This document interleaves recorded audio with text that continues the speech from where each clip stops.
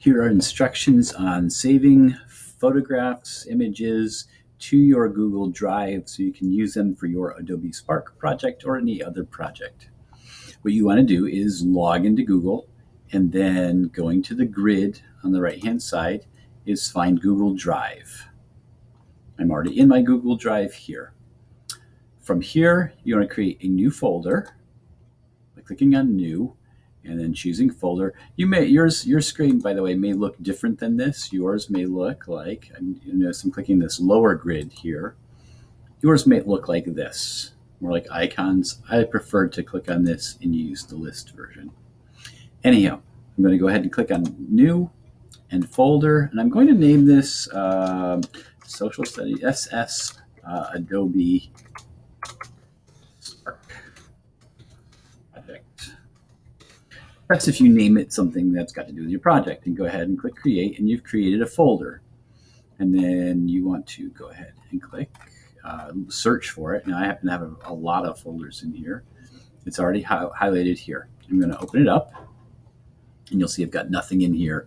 The first thing I'm going to put in here is I'm going to click New, and click Google Docs, and I'm going to create a new Google document to save the web addresses of my photos. And I'll call it web addresses, photos, and that way there I can save the URLs for each of my photos. And I have a record that if I have to put it into Noodle Tools, or even just in the end of if I'm doing the Adobe Spark show, you can just put the URL at the end of the show as credits, like we do, like you've seen in the school news. So I'm going to go back to my folder from here, and so now I've got my one Google Doc in there, and then Docs open here. So I'm going to leave these tabs open. I'm going to go New Tab, and I'm going to do a search for, let's start with, I'll look for trees. And then I'm going to click on Images, and oh, there's a very nice tree. So I'm going to go ahead and click on this tree. And then I'm going to click on this tree again, and I'm going to search for it on the website where it lives. And there's the actual the web page where it's living. Now, if you're on a regular computer, you would point to the picture, right click, and you would do Save Image As or Download Image. And this lets you save it somewhere, and then you're going to have to move it back up to Google Drive. If you're on a Chromebook, you would save the image, and on your left-hand side, one of your choices on the Chromebook will be to save to your Google Drive, and you can look actually for this file folder that you named for holding those pictures.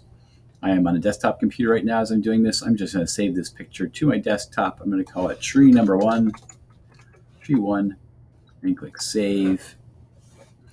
And it's downloaded it, and then I'm going to go up to my folder here. I'm just going to drag it from here and upload it. The other way to upload a file from your computer is to click New, File Upload, and then again search for where the picture is.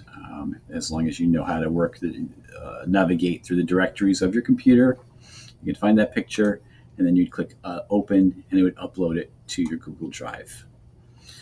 So you want to have in this folder, again, I've got to get my web address before I move ahead.